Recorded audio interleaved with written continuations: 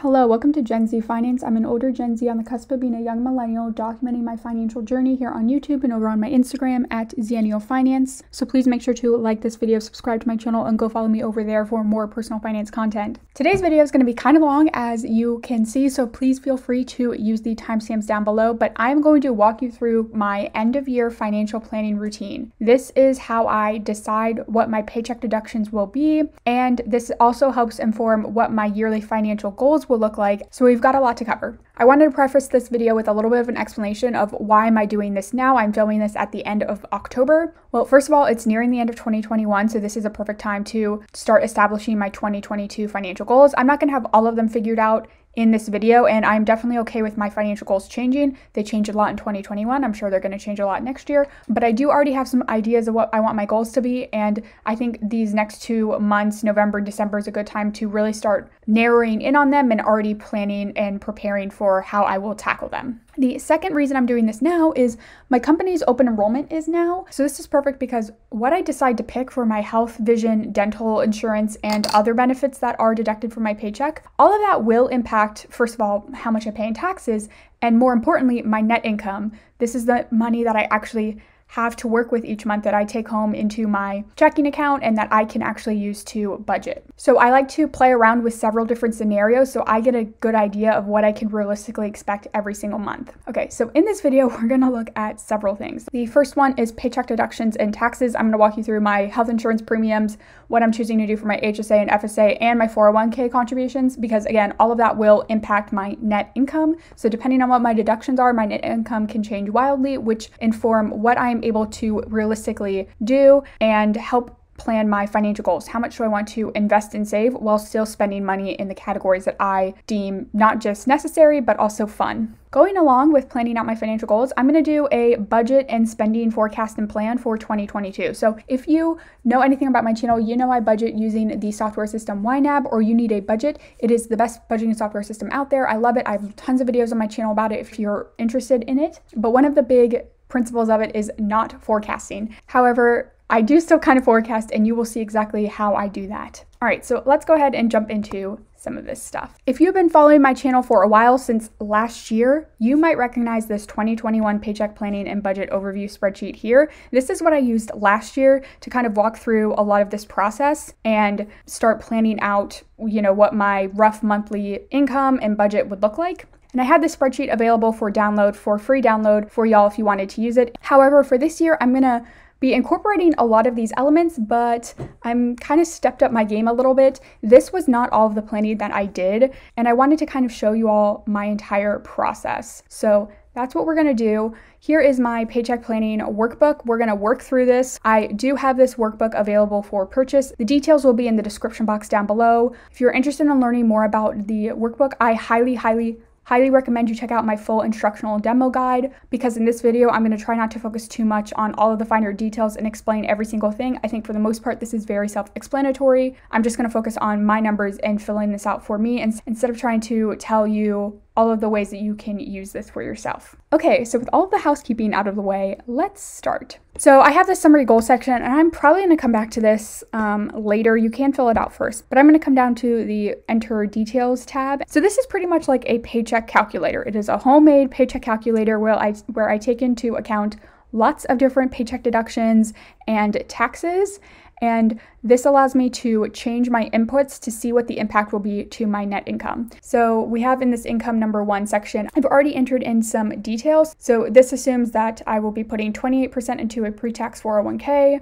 I will be doing $3,150 for the entire year to my HSA. That works out to be about $121.15. This will allow me to max it out because my employer will contribute the last $500 I need to fully max it out for the year. Then, according to my company's benefit plan, the HDHP plan that I'm looking at would have a medical insurance premium of $35.08, and then the combination of my dental, vision, and life insurance premium would be $5.48 every paycheck. Next, I'm thinking I will be putting 5% into my Roth 401k, and I'm starting with 5% in my Roth and 28% in my pre-tax 401k because that's what I'm currently doing, and then I might adjust that, which you will see in a second. Okay, the rest of this I filled out as well, especially notating that I would like an additional $30 to be withheld from each paycheck. So that is what I entered into this line, and that's kind of what you would notate in your W-4. So all of that calculates out to show my net paycheck of $1,110.98. So there are up to 6 paycheck calculators where you can enter in your numbers and then have the net paycheck and taxes and all of that automatically calculated for you.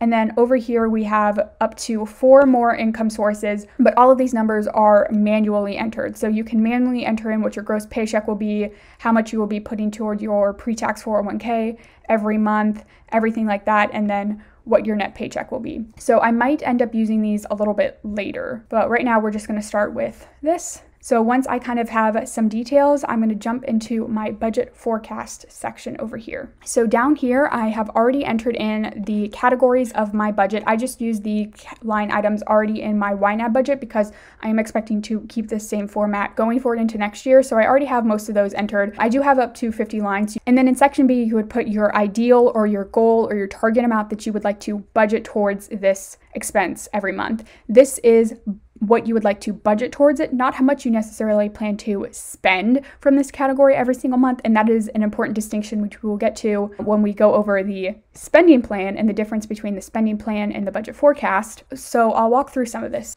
So I'm going to do $450 for my bills to my mom. My monthly subscriptions, the only one I really have consistently is Apple Storage, which is 99 cents. So I'll just round it to $1. So let me work through the rest of these expenses and I will come back once these are completed.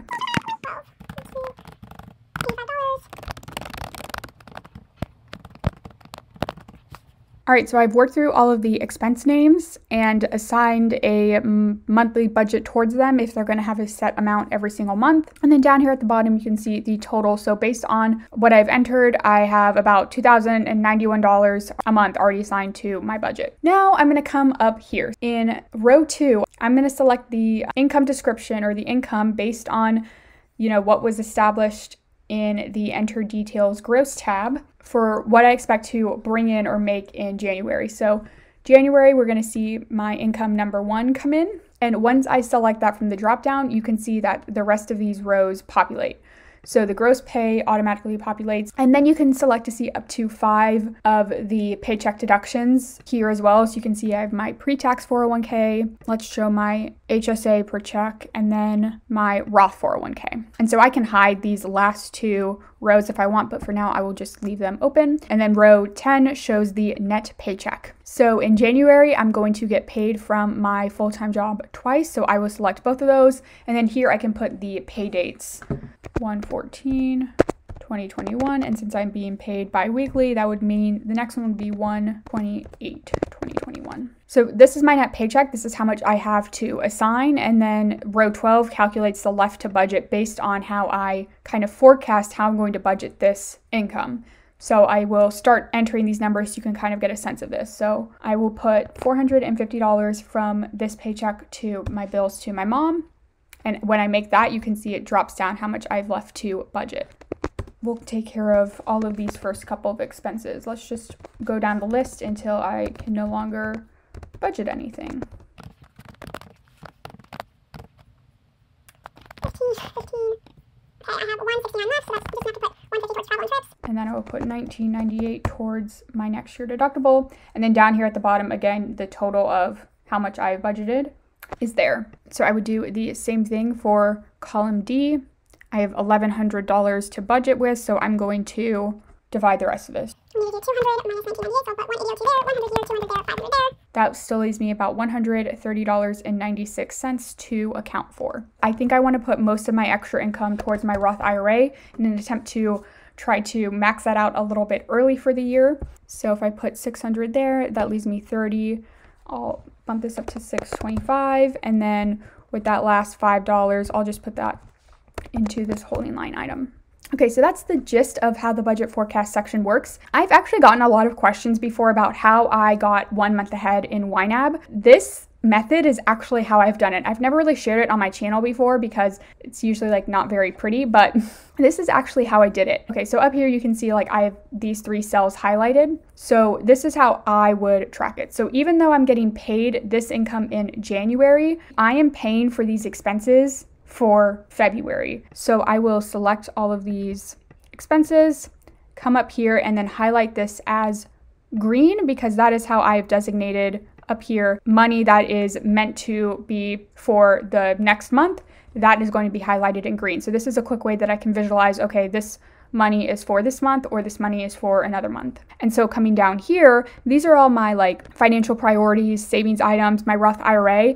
And for these categories, I usually fund them in the current month. So whenever I get the paycheck or the money for them, I fund them in the current month. So I'm going to highlight this as blue because that is this month. So theoretically, I would just keep doing this all the way down to December. Before I keep going, I want to come back to this income because I want to see maybe if I can increase the amount going to my 401k just a little bit. Because you can see here that based on the current amount that's going towards my pre-tax 401k and towards my Roth IRA, I have about $784.38 each paycheck going to my 401k. So I'm going to come over here and just do some quick math. And this is literally how I do it. I just come to an empty cell and do some math. So 784 times the number of paychecks I have, which is 26. That gets me to $20,384. And at this time, I believe that the max for 2022 is actually going to increase from $19,500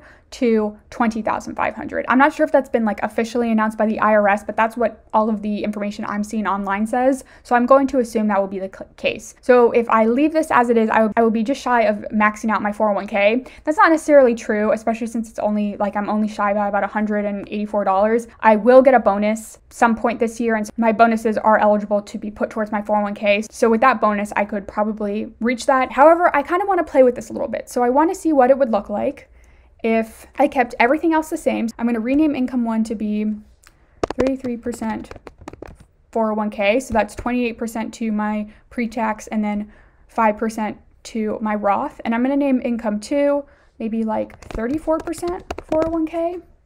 So everything else is going to be the same. My annual salary, I'm paid bi-weekly. I don't have any other additional pay besides my base salary. My pre-tax 401k, I'm going to change to 29%. I have no other pre-tax deductions. My yearly HSA are $31.50, $35.08 for my medical insurance, $5.48 for my dental vision. It's going to come out of 26 paychecks each year. My Roth 401k, I'm going to keep at 5%. The rest of this is good, but I will be asking them to withhold an extra $30 from my paycheck.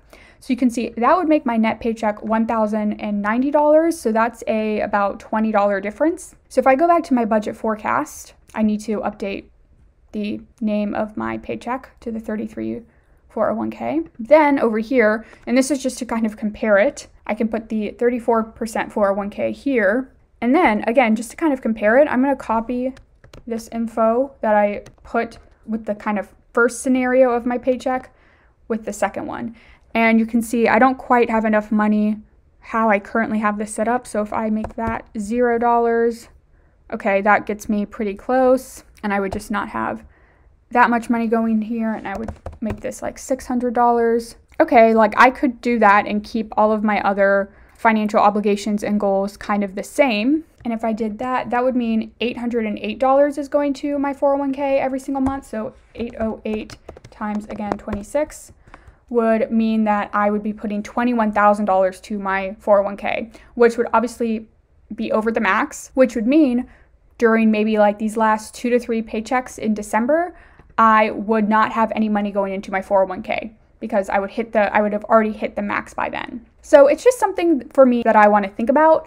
At the end of the day, it doesn't really, increasing the 401k by 1% would really only allow me to max out my 401k maybe by like 1 paycheck sooner. And I just think it leaves my net income a little too tight for what I want to be saving and spending each month in all of my other categories. So at the end of the day, I don't think I will be doing this. But this is what I like to look at and really look at, okay, what's my net paycheck going to be? And based on that, how much can I be putting towards all of my other financial goals? Because my only financial goal is not just to max out my 401k. Like I have other things I want to work on. I want to be putting money towards my Roth IRA, saving up money for a move out fund, putting $150 a month towards travel and trips. And if I'm maxing out my 401k way too early in the year, like that just doesn't leave me a lot of excess cash flow. So I'm going to go ahead and delete out this scenario. I can reset all of those colors to blank. And then up here, I can just delete those out and that will remove all of that. However, maybe I want to look at the same scenario with a 33% 401k, but this would be with contributing to a limited FSA. So all of this is going to be the same. I'm going to put that down to 28%. And I believe the maximum amount that you contribute to a limited FSA is like a flexible savings account that you can have if you have an HSA, but you can only use that money to cover dental and vision expenses. You can't use it for any medical expenses because that's why you have an HSA, but I try not to use my HSA to cover medical expenses in the current year. I try to keep that invested so that it can grow and I can use it later when I'm retired, or if I have like really big medical expenses later on in my life, I can use that money then to cover things. But I could use an FSA to kind of like help supplement that a little bit. So again, I think the maximum is like $2,800, which I would not get even close to using all of that. And that's the thing about an FSA is you do have to kind of use it all or lose it. So I'm going to do $500 to the FSA. That would work out to be about $20 a paycheck. And that would only decrease my paycheck by about $15. Okay, so again, I would go back to the budget forecast and I would select that. And could I make this work? So actually, I think that could work. So let me go ahead and change these first two to the second option, which would be the same thing, but with the FSA. Again, I would have to adjust a little bit my goals. So I wouldn't put anything towards the next year deductible with my first paycheck. That still leaves me about $453 left. I wouldn't put anything there. And I would just maybe do $600 to my Roth IRA. So in the end, this would kind of like even out to zero, but let's just say I would do $575 to my Roth IRA with that paycheck.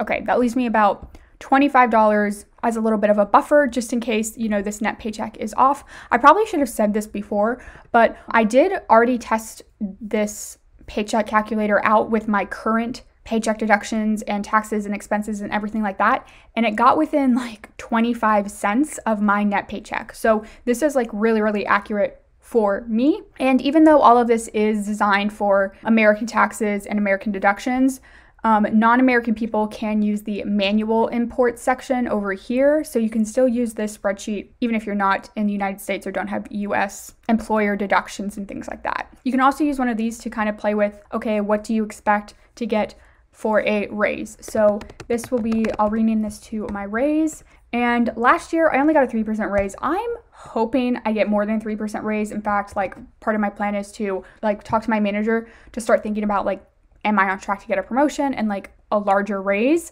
Because 3% raises ain't cutting it. But what I can do is currently I make $61,800. So times 3%, that would be, you know, another $1,854. So I would just add that to my current one of $61,800. That would put like my new annual income somewhere around $63,600.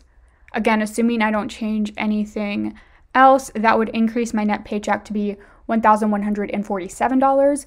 I would probably get that raise somewhere around, if I get it at the same time as I got this year, it would be around July. So I can start using the raise income for this section.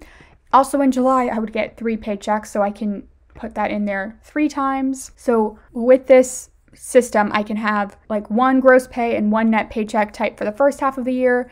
And then I can have that separated out and be different from what is in the later half of the year. For the sake of time, I'm not going to be going through every single month and filling it all out on camera for y'all right now, but I will come back once this is all complete. But that is how the budget forecast section works. Like now we get into the spending plan. Just because you budget for something in a month doesn't mean you're necessarily going to spend that money that month.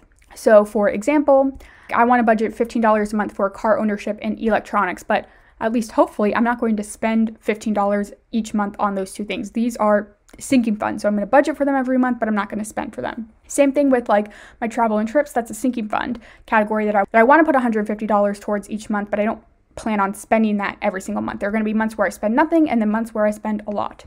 So that's where the spending plan comes into place. So my yearly spending goal for 2022, I'm going to try to stick to the goal that I set in 2021, which I wanted to spend $15,000 or less in 2021. And as of like the end of October, I'm just about on track to hit that. So I don't expect a lot of changes in my circumstances in 2022. Obviously, anything can happen. This is just like a projection and an idea. So I'm going to still say that my spending goal for the year is $15,000, which would work out to an average about $1,250 a month. Then here you can see that I have all of the months laid out.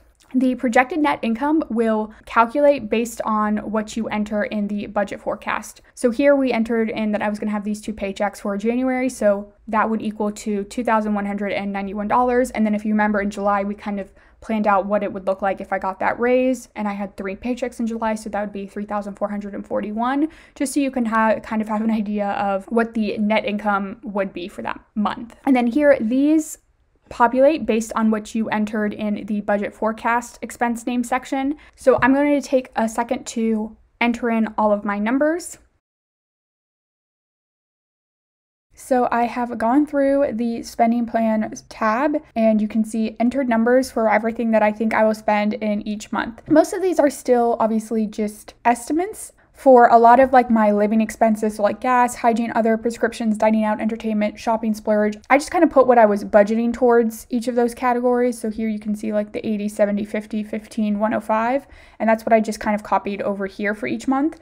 Now, ideally, I'm not spending up to the max amount that I'm budgeting for each month. And obviously, it's just way too early to know how much exactly I'm going to spend in these categories. So for those expenses, like that was just easy copy. We get to things like gifts, where you can see there's a little bit more variation. So I've input the months where I think I would spend, and then I have like a little note there for whose birthday or for what. So like 15 in January for one of my friends' birthdays. It might not be perfect. I might be buying some Christmas presents in November, obviously. I might buy my mom's birthday in September, but it gives me an idea of how much I would be spending and around where I would be spending it, and then it totals it over here. Something I'm noticing that like as I'm going through, I didn't enter in how much I wanted to give to donations every month, so let's do that really quickly. Donations is another one where I usually don't give like $25 every single month. I might miss a month or two, and then I give like a bigger donation. Let's say if I don't donate anything in January and February, I might do $75 in March to kind of make up for that. So it wouldn't be quite as even, but I do probably plan to spend most of what I'm budgeting in donations. I do plan to spend it throughout the year. So we'll say $25 for that. The rest of these things, I don't know when I would be spending money on them. Random acts of kindness is random. I could probably assume that I will be doing probably like $15 every other month. I can enter that. That again, but that's not perfect. Electronics, who the heck knows? Car ownership, that's like just car maintenance. Again, who knows? Medical, dental, vision. Again, I would assume I would be spending some money on this, but exactly when and for what, I don't know. I don't plan to spend any of my emergency funds. Then we get to travel and trips, which is one of my sinking funds. You can see I have some money set aside for that. And then the rest of this is blank. So let me go ahead and hide these categories. That's what I recommend you do with these rows, is just hide them. So we come down here to the bottom. This first row is the sum of everything that I have that I'm going to spend in that month. The second column is based on what I have input. How much like wiggle room do I have left in my spending goal, which would be based off this monthly spending goal of $1,250. So you can see in January, 170. In February, where I have less expenses input, it would be $320. In row 57, we have the how much is left out of the monthly income. So this is just taking the projected net income up here in row 3 minus the total spend amount in row 55 to get that. Now you'll see here that like I have my Roth IRA, and I'm not inputting $500 into my Roth IRA every single month like I was kind of doing in my budget forecast, because I don't necessarily count that as spending. For me, that's more saving. So if you want to include all of your investments and include that in your spending goal, like that's completely fine. Okay, so it does that for every single month.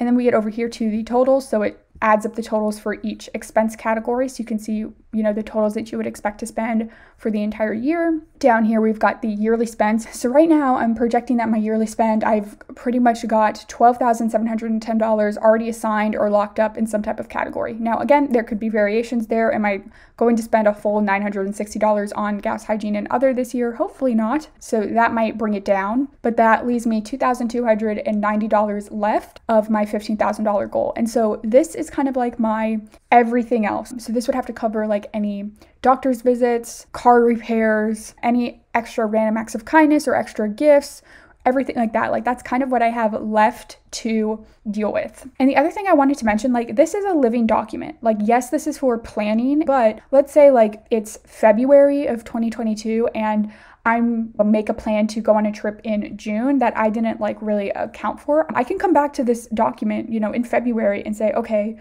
well, what if I do another $500 in travel in June?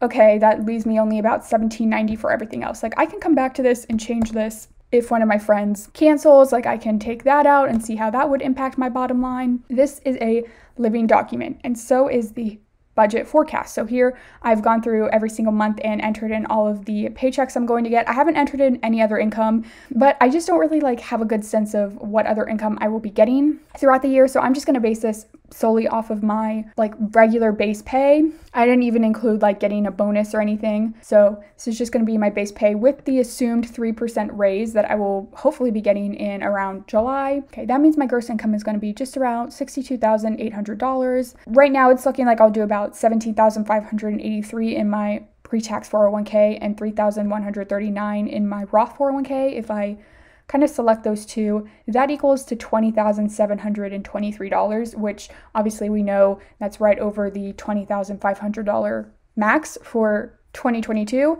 So that just means that I know that with this last paycheck, the net paycheck is probably going to be a little bit larger than that because they're not going to take as much out of my 401k, because if they take out the full $685 here and the full $122 for the Roth 401k, like they would go over the max for the year. So I know that this probably isn't perfect. So I'm just going to come up here and like highlight this like a red, just so I know that it's not exact. And then the $3,150 to my HSA. So that means that I'm expecting my net pay, like that actually comes into my budget for my full-time job, to be just at $29,000. Here's the total of how much I'm expecting to budget towards each category line. You can see here I have about $26,467 assigned in all of these months, which means, again, up here that there's $2,603 that is kind of like left over to be assigned. I'm not trying to get this perfect. Like this, again, is a living document and it's going to change quite a bit.